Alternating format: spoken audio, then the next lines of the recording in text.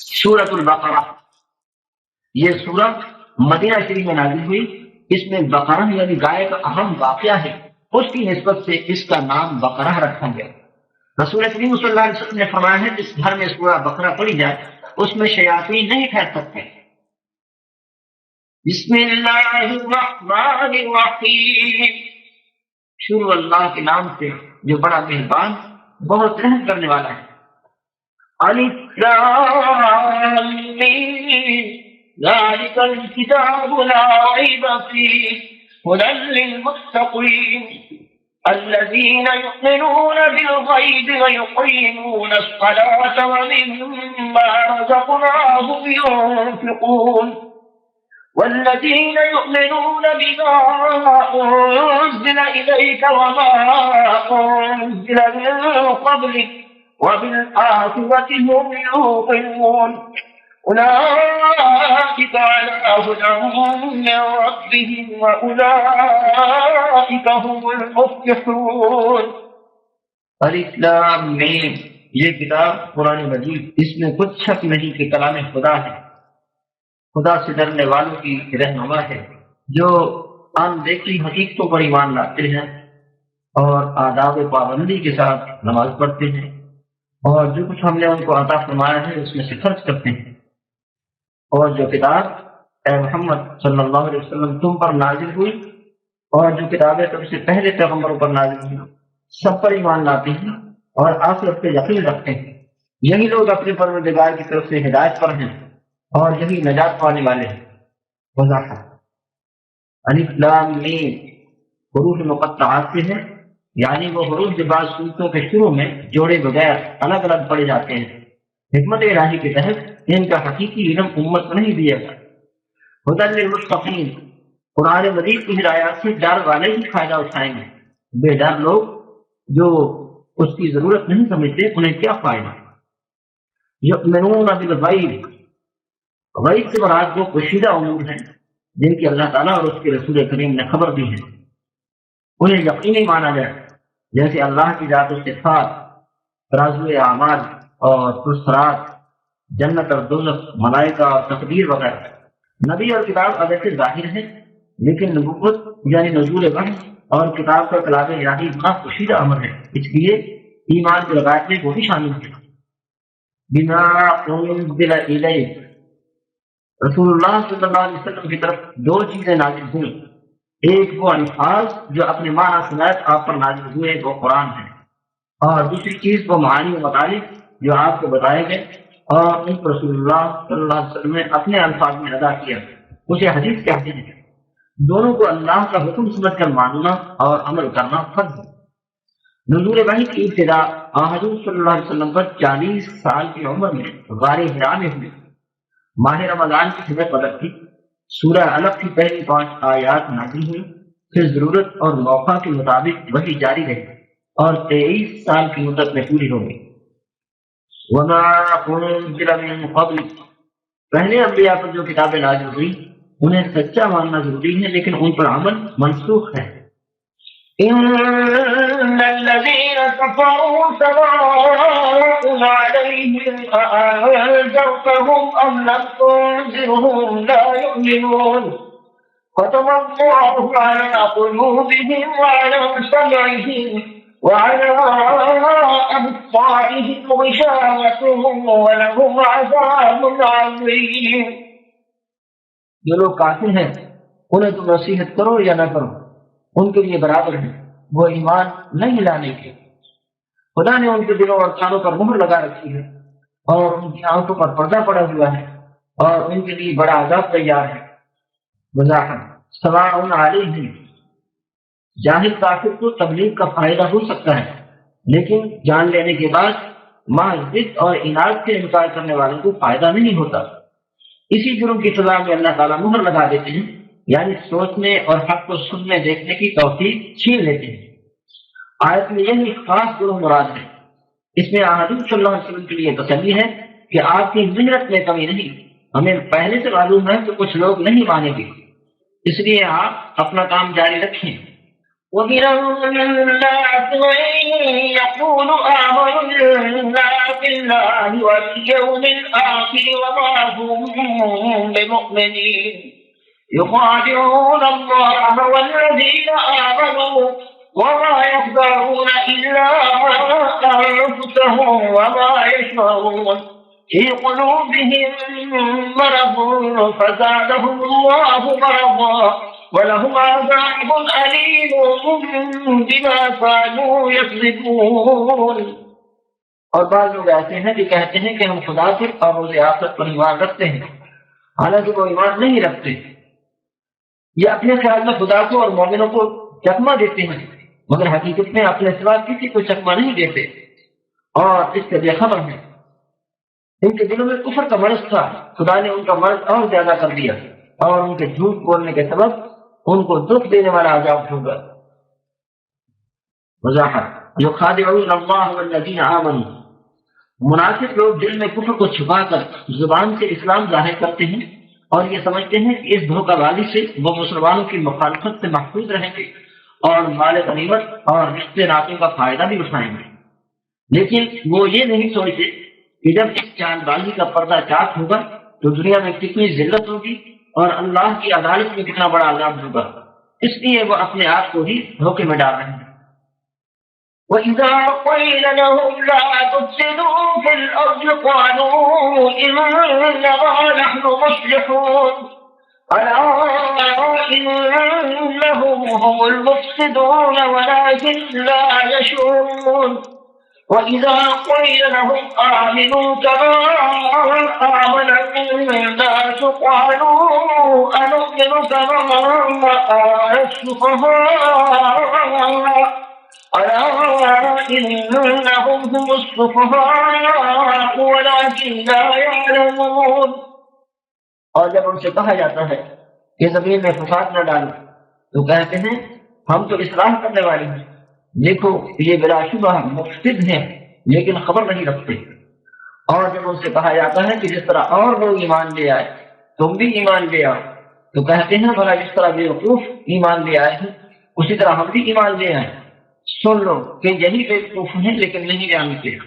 وضاحت: وَإِذَا قِيلَ لَهُمْ لَا تُفْسِدُوا، منافق لوگ دشمنان اسلام کے مسلمانوں کے راز پہنچاتے تھے اور انہیں حوصلہ دلاتے تھے۔ اس فتنہ و فساد سے انہیں روکا گیا تو کہنے لگے کہ ہم تو امن و صلح کی خاطر دونوں طرف میل جول رکھتے ہیں۔ اللہ نے فرمایا یہی لوگ مفسد ہیں۔ کما آمن السفہاء، منافقین کے خیال میں دنیا کی راحت و دولت چھوڑنا اور ایمان کی خاطر رشتہ داروں سے تعلق توڑنا بیوقوفوں کا کام ہے، حالانکہ بیوقوف تو وہ ہیں جو فانی دنیا کی خاطر ایمان کو چھوڑ رہے ہیں اور اپنی آخرت برباد کر رہے ہیں۔ وَإِذَا لَقُوا الَّذِينَ آمَنُوا قَالُوا آمَنَّا وَإِذَا خَلَوْا إِلَى شَيَاطِينِهِمْ قَالُوا إِنَّا مَعَكُمْ إِنَّمَا نَحْنُ مُسْتَهْزِئُونَ اللَّهُ يَسْتَهْزِئُ بِهِمْ وَيَمُدُّهُمْ فِي طُغْيَانِهِمْ يَعْمَهُونَ أولئك الذين اشتروا الضلالة بالهدى فما ربحت تجارتهم وما كانوا مهتدين۔ اور یہ لوگ جب مومنوں سے ملتے ہیں تو کہتے ہیں کہ ہم ایمان لے آئے ہیں، اور جب اپنے شیطانوں میں جاتے ہیں تو ان سے کہتے ہیں کہ ہم تمہارے ساتھ ہیں اور پیروان محمد سے تو ہم ہنسی کیا کرتے ہیں۔ ان منافقوں سے خدا ہنسی کرتا ہے اور انہیں شرارت و سرکشی میں مغلوب کیا جاتا ہے، عقل کے اندھے ہو کر پھر رہے ہیں۔ یہ وہ لوگ ہیں جنہوں نے ہدایت چھوڑ کر گمراہی خریدی تو نہ تو ان کی تجارت ہی نے کچھ نفع دیا اور نہ وہ ہدایت یاب ہی ہوئے۔ وضاحت: اللہ یستہزئ بہم، اللہ تعالیٰ منافقین کو مذاق بازی کے بدلے میں مہلت اور ترقی دیتا ہے تاکہ وہ اسے کامیابی سمجھیں، لیکن حقیقت میں وہ نامرادی ہے کہ اپنے لیے عذاب میں اضافہ کر رہے ہیں۔ یہ ایک طرح سے ان کے ساتھ اللہ کا مذاق ہے۔ مثلهم كمثل الذي استوقد نارا فلما أضاءت ما حوله ذهب الله بنورهم وتركهم في ظلمات لا يبصرون صم بكم عمي فهم لا يرجعون۔ ان کی مثال اس شخص کی سی ہے جس نے شب تاریخ میں آگ جلائی، جب آگ نے اس کے ارد گرد کی چیزیں روشن کی تو خدا نے ان لوگوں کی روشنی زائل کر دی اور ان کو اندھیروں میں چھوڑ دیا جو کچھ نہیں دیکھتے۔ یہ بہرے ہیں، گونگے ہیں، اندھے ہیں کہ کسی طرح سیدھے راستے کی طرف لوٹ ہی نہیں سکتے۔ اللہ استوقد نارا، آگ جلانے والے سے مراد نبی کریم صلی اللہ علیہ وسلم ہے۔ جب انہوں نے ایمان کی روشنی پھیلانا شروع کی تو بعض منافقوں نے سمجھا کہ حوادث سے زمانہ سے یہ روشنی خود ہی بجھ جائے گی، لیکن جب ارد گرد کا علاقہ روشن ہو گیا تو اس کی مخالفت پر کمر بستہ ہو گیا، ان کے لیے نور بجھ گیا، کفر کے اندھیروں میں ایسے پھنسے کہ راستہ نظر ہی نہیں آتا۔ بہرا گنگا اندھا جو نہ کسی کی سن سکے، نہ کچھ پوچھ سکے، نہ راستے کا نشان دیکھ سکے، جس طرح وہ غلط راستے پر چلا ہی جاتا ہے، اسی طرح یہ منافق پیچھے نہیں مڑ سکتے۔ أو كالصيب من السماء فيه ظلمات ورعد وبرق يجعلون أصابعهم في آذانهم من الصواعق حذر الموت والله محيط بالكافرين يكاد البرق يخطف أبصارهم كلما أضاء لهم مشوا فيه وإذا أظلم عليهم قالوا ولو شاء الله لذهب بسمعهم وأبصارهم إن الله على كل شيء قدير۔ یا ان کی مثال من کسی ہے کہ آسمان سے برس رہا ہو اور اس میں اندھیرے پر اندھیرا چھا رہا ہو اور بادل گرج رہا ہو اور بجلی کود رہی ہو، تو یہ کڑک سے ڈر کر موت یا خوف سے کانوں میں انگلیاں دے لے، اور خدا کافروں کو ہر طرف سے گھیرے ہوئے ہے۔ قریب ہے کہ بجلی کی چمک ان کی آنکھوں کی بصارت کو کچک لے جائے۔ جب بجلی چمکتی اور ان پر روشنی ڈالتی ہے تو اس میں چل پڑتے ہیں، اور جب اندھیرا ہو جاتا ہے تو کھڑے کے کھڑے رہ جاتے ہیں، اور اگر خدا چاہتا تو ان کے کانوں کی سنوائی اور آنکھوں کی بینائی دونوں کو ظاہر کر دیتا ہے۔ بلا شبہ خدا ہر چیز پر قادر ہے۔ او کصیب من السماء، بارش سے مراد قرآن کریم ہے۔ اس مثال میں دوسری قسم کے منافقین کا ذکر ہے جو مسلمان تو ہو گئے تھے لیکن ہمیشہ شک اور تذبذب میں پڑے رہے۔ بارش میں پہلے تکلیف پھر نعمت ہوتی ہے۔ نزول قرآن کے موقع پر خطرات بھی تھے، حکم جہاد کی کڑک بھی تھی اور غنیمت کی چمک بھی تھی۔ منافق سب احکام سے کان بند کر لیتے کہ خوف و ہراس سے موت نہ واقع ہو جائے، لیکن یہ کافر اللہ کے گھیرے میں ہیں، کہاں بچیں گے؟ یکاد البرق یخطف ابصارهم، غنیمت وغیرہ کی طرف اتنی حرص سے دیکھتے ہیں جیسے ان کی نگاہیں ادھر کھینچ لی گئی ہیں۔ فائدہ نظر آئے تو اسلام میں شامل ہو کر چلنے لگتے ہیں، اور خطرہ محسوس ہو تو وہی کھڑے ہو جاتے ہیں۔ یہ جن آنکھوں اور کانوں کا سہارا سمجھتے ہیں وہ خدا چاہے تو چھین لے جائے، وہ ہر شے پر قادر ہے۔ یا ایھا الناس اعبدوا ربکم الذی خلقکم والذین من قبلکم لعلکم تتقون الذي جعل لكم الأرض فراشا والسماء بناء وأنزل من السماء ماء فأخرج به من الثمرات رزقا لكم فلا تجعلوا لله أندادا وأنتم تعلمون۔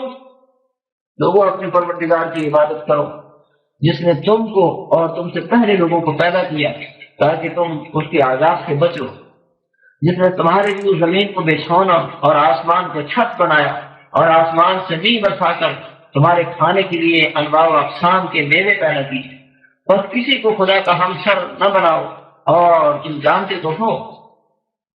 وضاحت یا ایھا الناس اعبدوا ربکم، نزول قرآن کے موقع پر لوگ تین گروہ ہو گئے تھے، دل و جان کے ماننے والے مومن اور صاف انکار کرنے والے کافر، اور بظاہر مسلمان لیکن دل میں کفر رکھنے والے منافق۔ پہلے ان کی علامات اور تمثیلات بیان کی گئی، اب تین باتوں کی دعوت دی جا رہی ہے۔ وَبَشِّرِ الَّذِينَ آمَنُوا آمنوا وعملوا الصالحات أن لهم جنات تجري من تحتها الأنهار كلما رزقوا منها من ثمرة رزقا قالوا هذا الذي رزقنا من قبل وأتوا به متشابها وَلَهُمْ فِيهَا أَزْوَاجٌ مُطَهَّرَةٌ وَهُمْ فِيهَا خَالِدُونَ۔ اور جو لوگ ایمان لائے اور نیک عمل کرتے رہے ان کو خوشخبری سنا دو کہ ان کے لیے نعمت کے باغ ہیں جن کے نیچے نہریں بہہ رہی ہیں۔ جب انہیں ان میں سے کسی قسم کا میوہ کھانے کو دیا جائے گا تو کہیں گے یہ تو وہی ہے جو ہم کو پہلے دیا گیا تھا، اور ان کو ایک دوسرے کے ہم شکل میوے دیے جائیں گے، اور وہاں ان کے لیے پاک بیویاں ہوں گی اور وہ بہشتوں میں ہمیشہ رہیں گے۔ وضاحت: ھذا الذی رزقنا من قبل، اس آیت میں توحید و رسالت پر ایمان لانے والوں کے لیے جنت کی بشارت ہے اور اس کے ضمن میں آخر پر یقین لانے کی دعوت ہے، اور اس یقین کا انعام بھی بتایا کہ جب انہیں جنت کے پھلوں کا رزق ملے گا تو کہیں گے کہ ہمیں اس کا علم یقین دنیا میں ہی نصیب ہو گیا تھا۔ پھر خوش ہو کر کہیں گے الحمدللہ الذی صدقنا وعدہ، سورہ زمر۔ اللہ کا شکر ہے جس نے اپنا وعدہ ہمیں سچا کر دکھایا۔ وَأُتُوا بِهِ مُتَشَابِهًا، وہ رزق ان کے لیے اجنبی نہیں ہوگا بلکہ وہ دنیا کے پھلوں سے ملتا جلتا ہوگا، لیکن لذت و فرحت میں کہیں عدد ہوگا۔ إِنَّ اللَّهَ لَا يَسْتَحْيِي أَن يَضْرِبَ مَثَلًا مَّا بَعُوضَةً فَمَا فَوْقَهَا فَأَمَّا الَّذِينَ آمَنُوا فَيَعْلَمُونَ أَنَّهُ الْحَقُّ مِن رَّبِّهِمْ وَأَمَّا الَّذِينَ كَفَرُوا فَيَقُولُونَ مَاذَا أَرَادَ اللَّهُ بِهَٰذَا مَثَلًا يضل به كثيرا ويهدي به كثيرا وما يضل به إلا الفاسقين الذين ينقضون عهد الله من بعد ميثاقه ويقطعون ما أمر الله به أن يوصل ويفسدون في الأرض أولئك هم الخاسرون۔ خدا اس بات سے آر نہیں کرتا کہ مچھر یا اس سے بڑھ کر کسی چیز مثلا مکھی مکڑی وغیرہ کی مثال بیان فرمائے۔ جو مومن ہیں وہ یقین ہیں کہ وہ ان کے پروردگار کی طرف سے سچ ہے، اور جو کافر ہیں وہ کہتے ہیں کہ اس مثال سے خدا کی مراد ہی کیا ہے۔ اس سے خدا بہتوں کو گمراہ کرتا ہے اور بہتوں کو ہدایت بخشتا ہے، اور گمراہ بھی کرتا ہے تو نافرمانوں ہی کی، جو خدا کے اقرار کو مضبوط کرنے کے بعد توڑ دیتے ہیں، اور جس چیز یعنی رشتہ قرابت کے جوڑے رکھنے کا خدا نے حکم دیا ہے اس کو قطع کیے ڈالتے ہیں اور زمین میں خرابی کرتے ہیں، یہی لوگ نقصان اٹھانے والے ہیں۔ مثلا ما بعوضہ، اللہ تعالیٰ نے بعض دوسری صورتوں میں باطل خداؤں کی عاجزی اور بے اختیاری بتانے کے لیے مکھی اور مکڑی وغیرہ کی مثالیں دی تھیں۔ ان سے توحید سیکھنے کی بجائے بدنیت لوگوں نے اعتراض کیا کہ ایسی حقیقی چیزوں کی مثالیں دینا خدا کی شان نہیں، اس کو ایسی مثالوں سے کیا فرق؟ انہیں جواب دیا گیا کہ جس طرح مچھر کو ہاتھی کے برابر مشینری دینے سے کمال قدرت کا اظہار ہوتا ہے، اسی طرح ان چھوٹی چیزوں کی مثال دینے سے توحید کا اثبات ہوتا ہے۔ اللہ نہ ان کے پیدا کرنے میں آر ہے اور نہ ان کی مثال دینے میں کوئی آر ہے۔ یضل به کثیرا ویہدی به کثیرا، مثال دینے سے جن لوگوں کے عقائد کا پول کھلتا ہے وہ چڑ جاتے ہیں، اور جو حقیقت شناس ہیں وہ توحید پر قائم ہو جاتے ہیں۔ وما یضل به الا الفاسقین، فسق اطاعت سے نکل جانے کو کہتے ہیں۔ اس سے مراد کبیرہ گناہ ہوتا ہے، لیکن بعض جگہ کفر مراد ہوتا ہے۔ یہاں اطاعت سے مکمل نکل جانے والے باغی و کافر مراد ہیں، یعنی اللہ تعالیٰ ایسے باغیوں کی فطری استعداد بھی چھین لیتا ہے۔ الذین ینقضون عہد اللہ، اللہ کے عہد سے وہ عہد بھی مراد ہے جو اس نے تمام ارواح سے لیا تھا کہ تم نے عبادت صرف میری ہی کرنی ہوگی، اور مراد ہے جو خاص بنی اسرائیل سے لیا گیا تھا ہم پر ایمان لائیں اور اس کی نصرت کریں، تو فاسق وہ ہے جو اللہ کی یہ عہد توڑ دیتے ہیں۔ وَيَقْطَعُونَ مَا أَمَرَ اللَّهُ بِهِ أَن يُوصَلَ، اور اللہ نے قیامت والوں سے صلہ رحمی کا جو حکم فرمایا ہے اسے قطع کرتے ہیں۔ وَيُفْسِدُونَ فِي الْأَرْضِ، عہد خدا بندی کو توڑنا اور رشتہ رحم کو کاٹنا زمین میں فساد ہے، اور عام جرم و تعدی بھی فساد فی الارض ہے۔ كيف تكفرون بالله وكنتم أمواتا فأحياكم ثم يميتكم ثم يحييكم ثم إليه ترجعون، هو الذي خلق لكم ما في الأرض جميعا ثم إلى السماء فسواهن سبع سماوات وَهُوَ بِكُلِّ شَيْءٍ عَلِيمٌ۔ کافرو، تم خدا سے کیوں کر منکر ہو سکتے ہو؟ جس حال میں کہ تم بے جان تھے تو اس نے تم کو جان بخشی، پھر وہی تم کو مارتا ہے، پھر وہی تم کو زندہ کرے گا، پھر تم اسی کی طرف لوٹ کر جاؤ گے۔ وہی تو ہے جس نے سب چیزیں جو زمین میں ہیں تمہارے لیے پیدا کی، پھر آسمانوں کی طرف متوجہ ہوا تو ان کو ٹھیک 7 آسمان بنا دیے، اور وہ ہر چیز کا خبردار ہے۔ کیف تکفرون باللہ، اس آیت میں دوبارہ زندگی کے لیے دلائل پیش کیے گئے ہیں کہ جس نے پہلے وجود کو تیار کر کے جان ڈالی پھر موت کے ذریعے واپس لے لی، کیا وہ دوبارہ اس وجود کو بنا کر جان نہیں ڈال سکتا؟ یہاں قیامت کے انکار کو اللہ کا انکار فرمایا گیا ہے، کیونکہ ایمان باللہ کا مطلب یہ ہے کہ اللہ تعالیٰ کی قدرت اور عدالت کو بھی مانا جائے۔ هو الذی خلق لکم، یہ قیامت کی دوسری دلیل ہے کہ جس نے تمہارے لیے سب کچھ بنایا ہے وہ تم سے اپنی ان نعمتوں کا حساب بھی لے گا۔ اس آیت سے معلوم ہوتا ہے کہ زمین پہلے پیدا کی گئی ہے، لیکن سورہ نازعات سے اندازہ ہوتا ہے کہ آسمان کی تخلیق پہلے ہوئی۔ ابن عباس رضی اللہ عنہ فرماتے ہیں کہ زمین کی پیدائش پہلے ہے لیکن اس کا بچھا دینا آسمان کے بعد ہوئی۔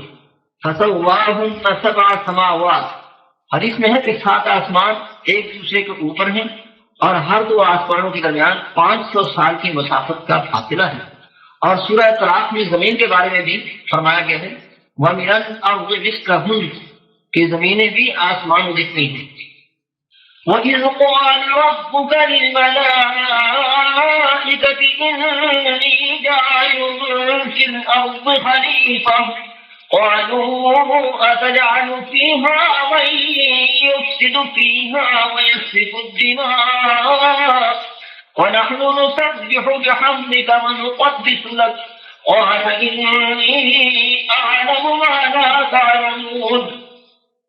اور وہ وقت یاد کرنے کے قابل ہے جب تمہارے پروردگار نے فرشتوں سے فرمایا کہ میں زمین میں اپنا نائب بنانے والا ہوں۔ انہوں نے کہا کیا تو اس میں ایسے شخص کو نائب بنانا چاہتا ہے جو خرابیاں صرف و خون کرتا پھر، اور ہم تیری تعریف کے ساتھ تسبیح و تقدیس کرتے رہتے ہیں۔ خدا نے فرمایا میں وہ باتیں جانتا ہوں جو تم نہیں جانتے۔ فی الارض خلیفہ، کسی کے بعد اس کی جگہ پر سکونت کرنے والے کو بھی خلیفہ کہتے ہیں، اور اس نائب کو بھی خلیفہ کہتے ہیں جو آقا و مالک کے دیے ہوئے اختیارات اور ذمہ داریوں کو پورا کرے۔ انسان کو خلیفہ اس لیے نہیں کہا گیا کہ وہ جنوں کے بعد زمین پر آباد ہوا، بلکہ وہ زمین میں اللہ کا خلیفہ کہ اس کے دیے ہوئے اختیارات کو استعمال کرے اور اس نظام زندگی کو یہاں قائم کرے جو اس کے مالک کا فرمودہ اور پسندیدہ ہے۔ اسی نعمت الہی میں اس کی عظمت کا راز جو فرشتوں کے سجدہ سے ظاہر کی گئی تھی۔ أَتَجْعَلُ فِيهَا مَن يُفْسِدُ فِيهَا، خلیفہ کی ذمہ داری یہ ہے کہ فساد کو روکے اور عدل قائم کرے۔ فرشتوں نے اسی ضرورت خلافت سے اندازہ لگایا کہ اولاد آدم فساد کرے گی۔ انہوں نے متعجب ہو کر انتہائی ادب سے سوال کیا کہ ایسے لوگوں سے زمین کو آباد کرنے میں کیا حکمت ہے؟ وَنَحْنُ نُسَبِّحُ بِحَمْدِكَ وَنُقَدِّسُ لَكَ، یعنی ہم فتنہ و فساد سے پاک رہ کر ہر وقت تیری عبادت و اطاعت میں رہتے ہیں۔ فرشتوں نے ظاہر میں اپنی تسبیح و تقدیس کا ذکر کیا، لیکن ان کے دل میں یہ بات چھپی ہوئی تھی کہ پھر خلافت کے لیے ہم سے بہتر کون ہو سکتا ہے۔ آئندہ آیت وما کنتم تکتمون سے یہی مراد ہے۔ قال انی اعلم ما لا تعلمون، اللہ تعالیٰ نے فرمایا میں ان حقیقتوں اور حکمتوں کو جانتا ہوں جن کو تم نہیں جانتے، یعنی تمہارا کام میرے علم پر اعتماد اور امر کی اطاعت ہے، تمہیں اس قریب کی کیا ضرورت؟ فرشتوں کے اطمینان کے لیے یہ اجمالی جواب تھا، بعد میں اسماء اشیاء کے امتحان سے حکمت سمجھا دی گئی۔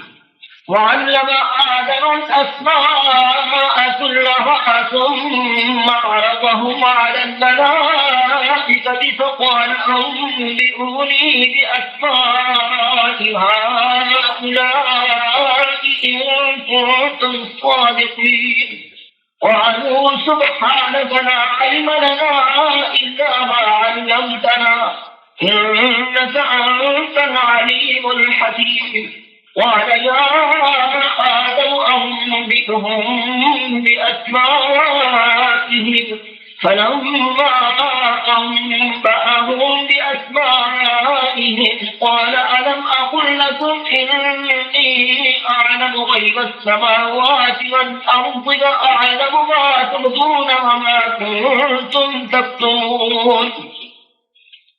اور اس نے آدم کو سب چیزوں کے نام سکھائے، پھر ان کو فرشتوں کے سامنے کیا اور فرمایا کہ اگر سچے ہو تو مجھے ان کے نام بتاؤ۔ انہوں نے کہا تو پاک ہے، جتنا علم تو نے ہمیں بخشا ہے اس کے سوا ہمیں کچھ معلوم نہیں، بے شک تو دانا اور حکمت والا ہے۔ تب خدا نے آدم کو حکم دیا کہ آدم تم ان چیزوں کا، جب انہوں نے ان کے نام بتائے تو فرشتوں سے فرمایا کیوں میں نے تم سے نہیں کہا تھا کہ میں آسمانوں اور زمین کی سب پوشیدہ باتیں جانتا ہوں، اور جو تم ظاہر کرتے ہو اور جو پوشیدہ کرتے ہو سب مجھ کو معلوم ہے۔ وعلم آدم الاسماء كلها، اسماء سے مراد دنیا کی چیزوں کے نام اور خواص ہیں جن کا علم خلافت عرضی کے لیے ضروری تھا۔ بخاری شریف کی ایک روایت سے اسی معنی کی تعبیر ہوتی ہے۔ میدان حشر میں حساب کی آسانی کے لیے سب لوگ پہلے حضرت آدم سے درخواست کریں گے کہ آپ ہمارے لیے شفاعت کریں، کیونکہ آپ کی اللہ کے ہاں بڑی قدر و منزلت ہے۔ وَعَلَّمَكَ أَسْمَاءَ كُلِّ شَيْءٍ، اور اللہ تعالیٰ نے آپ کو تمام چیزوں کے نام بھی سکھائے تھے۔ فرشتوں سے نام پوچھے گئے تو وہ نہ بتا سکے، حضرت آدم سے سوال ہوا تو انہوں نے سب بتا دیے۔ اس امتحان سے فرشتوں کو انتخاب آدم کی حکمت بتائی گئی کہ زمین کی آبادی و حکمرانی کے لیے صرف تسبیح و تقدیس کافی نہیں، بلکہ اشیاء کی فواز اور استعمال کا علم بھی ضروری ہے جو تمہیں حاصل نہیں ہے۔ وَإِذْ قُلْنَا لِلْمَلَائِكَةِ اسْجُدُوا لِآدَمَ فَسَجَدُوا إِلَّا إِبْلِيسَ أَبَى وَاسْتَكْبَرَ وَكَانَ مِنَ الْكَافِرِينَ وَقُلْنَا يَا آدَمُ اسْكُنْ أَنْتَ وَزَوْجُكَ الْجَنَّةَ وَكُلَا مِنْهَا رَغَدًا حَيْثُ شِئْتُمَا وَلَا تَقْرَبَا هَٰذِهِ الشَّجَرَةَ فَتَكُونَا مِنَ الظَّالِمِينَ فَأَزَلَّهُمَا الشَّيْطَانُ عَنْهَا فَأَخْرَجَهُمَا مِمَّا كَانَا فِيهِ وَقُلْنَا اهْبِطُوا بَعْضُكُمْ لِبَعْضٍ عَدُوٌّ وَلَكُمْ فِي الْأَرْضِ مُسْتَقَرٌّ وَمَتَاعٌ إِلَىٰ حِينٍ۔ اور جب ہم نے فرشتوں کو حکم دیا کہ آدم کے آگے سجدہ کرو تو وہ سب سجدے میں گر پڑے، مگر شیطان نے انکار کیا اور غرور میں آ کر کافر بن گیا۔ اور ہم نے کہا کہ اے آدم تم اور تمہاری بیوی بہشت میں رہو اور جہاں سے چاہو بے روک ٹوک کھاؤ پیو، لیکن اس درخت کے پاس نہ جانا ورنہ تم ظالموں سے ہو جاؤ گے۔ پھر شیطان نے دونوں کو اس درخت کے بارے میں پھسلا دیا اور جس عزت اور راحت میں تھے اس سے ان کو نکلوا دیا۔ تب ہم نے حکم دیا کہ بحیث بری سے چلے جاؤ، تمہیں ایک دوسرے کے دشمن ہو اور تمہارے لیے زمین میں ایک وقت تک ٹھکانہ اور معاش مقرر کر دیا گیا ہے۔ اسجدوا لآدم، سجدہ کا ظاہر مفہوم یہ ہے کہ کسی کے سامنے پیشانی زمین پر رکھ دی جائے۔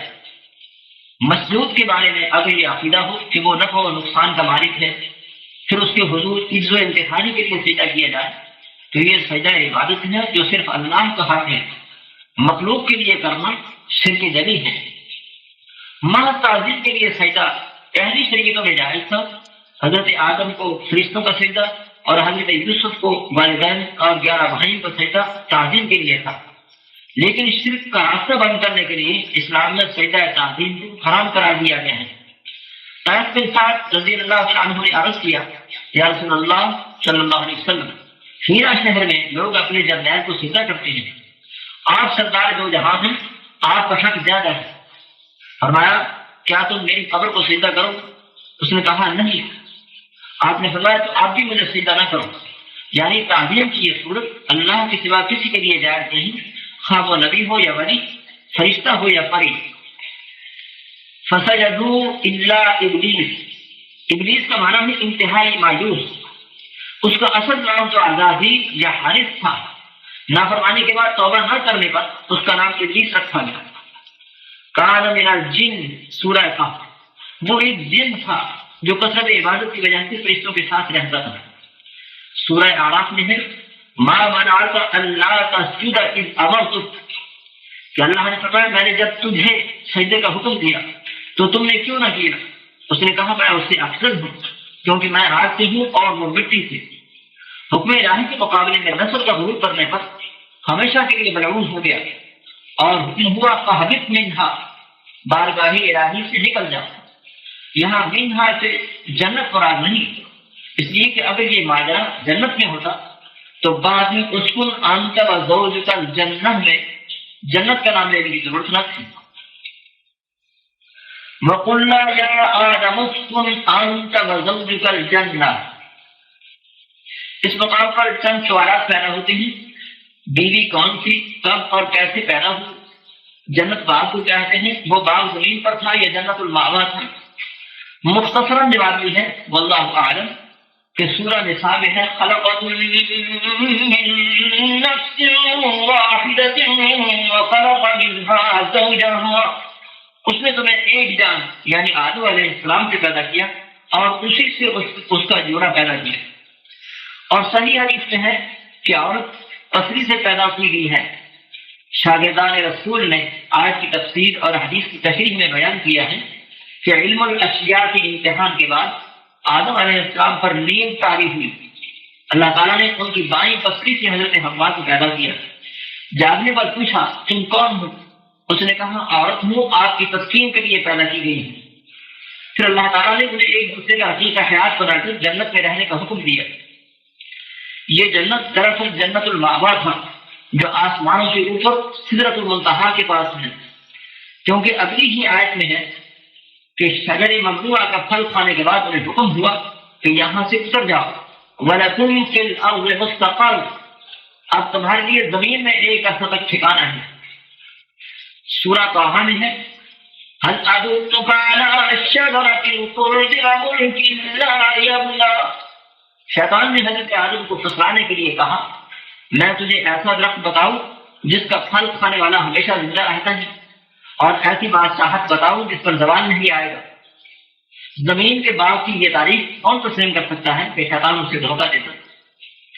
بخاری اور مسلم کی روایت میں موسیٰ اور آدم علیہ السلام کے ایک مکالمے کا ذکر ہے جس میں موسیٰ علیہ السلام نے یہ بھی کہا تھا اسکنت فی جنتہ ثم اہبطت الناس بخطیئتک الی الارض، اللہ تعالیٰ نے تجھے اپنے جنت میں آباد کیا تھا، پھر تو نے اپنی خطا کے ذریعہ لوگوں کو زمین کی طرف اتار دیا، یعنی خطا کے بعد وہ زمین پر اترے۔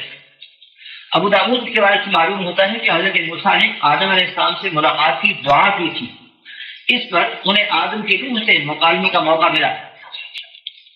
حضرت آدم اگر زمین کی خلافت کے لیے پیدا کیے گئے تھے، لیکن امتحان کی غرض سے انہیں جنت میں ٹھہرایا گیا تاکہ خطا ظاہر ہونے پر بتایا جائے کہ جنت تو تمہارا ہی ہے، اگر تم اس سے بے دخل یا محروم ہوئے تو اس کا سبب تمہارے اپنے ہی گناہ ہوں گے۔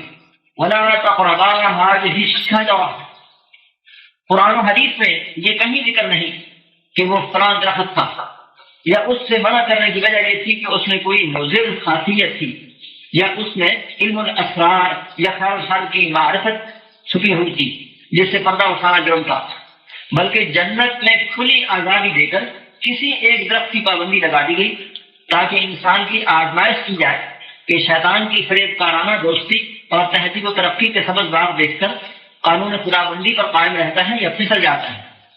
فَأَزَلَّهُمَ الشَّيْطَانُ عَنْهَا، ذلت قدم پھسلنے کو کہتے ہیں، جو کام خلاف شرع ہو لیکن اچھے مقصد یا جائز فائدے کے لیے کیے جائے اور نافرمانی کا ارادہ نہ ہو اسے ذلت یعنی لغزش کہتے ہیں۔ عدم پھسلنے سے راستہ گم نہیں ہوتا بلکہ جلدی سنبھل کر انسان اپنے راستے پر چل پڑتا ہے۔ ایسا صحب عام طور پر قابل درگزر ہوتا ہے، لیکن صاحب فضیلت اور رہنما لوگوں کے لیے یہ بھول چوک بھی قابل سرزنش ہوتی ہے، کیونکہ یہ ان کے بلند مقام کے مناسب نہیں ہوتا اور عام لوگ اسے دلیل بنا کر جرم پر دلیر ہو سکتے ہیں، اور جو کام غلط سمجھتے ہوئے حرام خواہش یا ناجائز فائدے کے لیے جائے اور اس کا سبب خواہش نفس کا غلبہ یا ارادہ کی کمزوری ہو، وہ ذنب یعنی گناہ اور جرم ہوتا ہے جس پر دنیا یا آخرت میں محدود سزا ہوتی ہے، لیکن توبہ اور استغفار سے اس کی معافی بھی ہو جاتی ہے۔ اس قسم کے گناہ عام مومنوں سے سرزد ہو جاتے ہیں، لیکن ایمان کی وجہ سے انہیں اس پر ندامت ہوتی ہے، اور جس گناہ کا مقصد خدا کی بغاوت اور قانون الہی کی تحقیر ہو وہ ضلالت و کفر ہوتا ہے، جس سے ہدایت کا راستہ گم ہو جاتا ہے اور اکثر بغیر توبہ کی موت آتی ہے، اور اس پر جہنم کی ابدی سزا ہوگی، مگر جب اللہ چاہتا ہے تو ایسے لوگوں کو بھی ہدایت نصیب ہو جاتی ہے۔ انبیاء علیہ السلام معصوم ہوتے ہیں، یعنی اللہ تعالیٰ ان کو برے ارادہ اور برے اعمال سے محفوظ رکھتا ہے، لیکن خالق المخلوق کا فرق یہ ہے کہ نبی کسی وقت بھول جاتا ہے، وہ اپنے خیال میں دائرہ شریعت کے اندر ہی ہوتا ہے، لیکن وہ کام ان کی شان کے لائق نہیں ہوتا، اسی لیے ان کو تنبیہ کرنے کے بعد اللہ تعالیٰ معافی کا اعلان کر دیتا ہے تاکہ کسی بے دین کو ان کی شان میں گستاخی کا موقع نہ مل سکے۔ مقربین امت اور اولیاء کرام کو بھی گناہوں سے بچایا جاتا ہے، لیکن ان کے دل میں برے خیال آ سکتے ہیں، اور یہی نبی اور ولی کا فرق ہے۔ حضرت آدم کے دل میں خلافت کا تذکرہ سن کر یہ کھٹکا موجود تھا کہ زمین پر جانا اور جینے کے بعد مرنا ہوگا۔ شیطان نے وہ بھاپ لیا اور قسمیں کھا کر کہا کہ اس درخت کا پھل کھانے سے تمہیں ابدی زندگی اور جنت کی بادشاہی مل سکتی ہے، یا تم اس فرشتے بن سکتے ہو کہ آزمائشوں میں پڑے بغیر مقام قرب حاصل رہے۔ آدم علیہ السلام نبی تھے، لیکن جنت کی محبت اور مقام قرب کے لالچ میں یہ بھول گئے کہ دشمن کی قسمیں محض فریب ہوتی ہیں۔ شیطان نے دیکھا کہ وہ ابھی آمادہ نہیں ہوئے تو حضرت حوا سے کہا کہ بڑے میاں تو مانتے نہیں، تم ہی سمجھاؤ۔ وہ اپنے بھولے پن کی وجہ سے جلدی متاثر ہو گئی، پھر انہوں نے لاڈ پیار اور میٹھی میٹھی باتوں سے حضرت آدم کو نرم کر لیا۔ بخاری میں ہے لولا حواء لم تکن انثى زوجها الزهر، کہ حوا نہ ہوتی تو کوئی عورت کبھی اپنے خاوند کی خیانت نہ کرتی۔ پیار اور اصرار سے غلط کام پر لگانے کو خیانت کہا گیا ہے۔ عورت کی وفا یہ ہے کہ معاملات میں اپنی منمانی کی بجائے خاوند کی مانے۔ قرآن نے حضرت آدم کی غلطی کو ذلت کہا ہے، یعنی بے بغاوت نہیں کی، اور سورہ طٰہٰ میں ہے وَلَقَدْ عَهِدْنَا إِلَىٰ آدَمَ مِن قَبْلُ فَنَسِيَ وَلَمْ نَجِدْ لَهُ عَزْمًا، ہم نے پہلے آدم علیہ السلام سے عہد لیا تھا بس وہ بھول گئے، ہم نے ان کے اندر مضبوطی نہ دیکھی، یعنی یہ ان کی بھول اور ارادہ کی کمزوری۔ فَوَسْوَسَ إِلَيْهِ الشَّيْطَانُ، ان کے دل میں شیطان نے ہمیشہ کی زندگی اور جنت کی بادشاہی کا خیال ڈالا، یعنی مقصد برا نہیں تھا۔ ان تمام آیات کو ملحوظ رکھ کر فعصى آدم ربہ فغوى کا معنی یہی کیا جائے گا کہ آدم نے اپنے رب کے حکم کے خلاف کیا اور صحیح راستے سے اکھڑ گئے۔ ثم اجتباه ربه فتاب علیہ وہدی، سورۃ طٰہٰ۔ پھر ان کے رب نے اس کو پسند کر لیا اور توبہ قبول کی اور آئندہ کے لیے ایک کامل ہدایت کی، ان پر شریعت نازل فرمائی تاکہ اولاد کی رہنمائی کریں، اسی لیے وہ نبی مانے جاتے ہیں۔ وَقُلْنَا اهْبِطُوا بَعْضُكُمْ لِبَعْضٍ عَدُوٌّ، شیطان نے درخواست کی تھی کہ مجھے آدم اور اس کی اولاد کو آزمانے کے لیے قیامت تک مہلت کی جائے، چنانچہ اسے ہر جگہ آنے جانے اور ہر حربہ آزمانے کی اجازت مل گئی۔ وہ جنت میں اسی غرض سے آتا رہا، پھر آدم و حوا کے ساتھ اسے بھی خروج کا حکم ہوا۔ بعضکم لبعض عدو میں آدم اور شیطان اور ان کی اولاد کے درمیان مستقل عداوت کا ذکر ہے، یہ معنی نہیں ہے کہ آدم و حوا کے درمیان عداوت ہوگی۔ سورہ طٰہٰ میں قال کا لفظ ہے، وہاں بھی آدم اور شیطان کو دو فریقوں کی حیثیت سے خطاب کیا گیا ہے۔ فَتَلَقَّىٰ آدَمُ مِن رَّبِّهِ كَلِمَاتٍ فَتَابَ عَلَيْهِ إِنَّهُ هُوَ التَّوَّابُ الرَّحِيمُ، قل اهبطوا منها جميعا فإما يأتينكم مني هدى فمن تبع هداي فلا خوف عليهم ولا هم يحزنون والذين كفروا وكذبوا بآياتنا أولئك أصحاب النار هم فيها خالدون۔ پھر آدم نے اپنے پروردگار سے کچھ کلمات سیکھی اور معافی مانگی تو اس نے ان کا قصور معاف کر دیا، بے شک وہ معاف کرنے والا اور صاحب رحم ہے۔ ہم نے فرمایا کہ تم سب یہاں سے اتر جاؤ، اگر تمہارے پاس میری طرف سے ہدایت پہنچے تو اس کی پیروی کرنا، کہ جنہوں نے میری ہدایت کی پیروی کی ان کو نہ کچھ خوف ہوگا اور نہ وہ غمناک ہوں گے، اور جنہوں نے اس کو قبول نہ کیا اور ہماری آیتوں کو جھٹلایا وہ دوزخ میں جانے والے ہیں اور وہ ہمیشہ اس میں رہیں گے۔ فتلقى آدم من ربه کلمات، آدم و حوا نے شجر ممنوع کا پھل ابھی چکھا ہی تھا کہ بہشتی لباس ٹکڑے ہو کر گر گیا۔ حیا کے مارے دوڑ دوڑ کر درختوں کے پتے لپیٹنے لگے۔ اللہ تعالیٰ نے فرمایا کیا میں نے تمہیں روکا نہیں تھا اور بتایا نہیں تھا کہ یہ تمہارا دشمن ہے؟ اب تم یہاں سے نکل جاؤ۔ ڈانٹ سن کر نظریں جھکائے ہوئے سسکیاں بھرنے لگی۔ انہیں ایسے درد بھرے الفاظ نہیں مل رہے تھے جو بارگاہ الہی میں معافی کے لیے عرض کرتے۔ اللہ تعالیٰ نے ان کے دلوں کی عنابت دیکھ کر خود ہی کلمات سکھا دیے۔ ربنا ظلمنا انفسنا وان لم تغفر لنا وترحمنا لنكونن من الخاسرین۔ پھر جب معافی دے دی تو انہوں نے سوچا کہ جنت سے خروج کا حکم شاید اب واپس لے لیا جائے گا، تو دوبارہ اہبطوا کا حکم فرمایا کہ اب تمہیں زمین پر جانا ہی ہوگا، نیکی کماؤ گے تو جنت میں آ جاؤ گے۔ یعنی معافی ہو جانے کے بعد وہ خلیفۃ اللہ کی شان میں زمین پر تشریف لائے۔ فلا خوف علیہم ولا هم یحزنون، آئندہ پیش آنے والے خطرات کے اندیشے کو خوف کہتے ہیں، اور کسی نعمت و راحت کے چھن جانے پر جو صدمہ ہوتا ہے اسے حزن یعنی غم کہتے ہیں۔ ہر قسم کے خوف و ملال سے پاک جگہ تو جنت ہی ہے، لیکن جو لوگ ہدایت ربانی کی معاکس زندگی بسر کریں انہیں دنیا میں بھی ناکامی کا خوف نہیں ہوتا، بلکہ راہ حق کی تکلیفوں میں ثابت قدم رہتے ہیں اور انہیں راحت پر بھی نصیب ہوتی ہے، اور دنیا کی نعمت نہ ملنے یا چھن جانے پر غمگین ہو کر نہیں رہ جاتے، بلکہ پر امید رہتے ہیں کہ اس کا نعم البدل یا اجر و ثواب ضرور ملے گا، اور قیامت کے دن اللہ تعالیٰ کی حیبت کے سوا کسی سزا کا خوف نہیں ہوگا۔ یہی نفس مطمئنہ ہے۔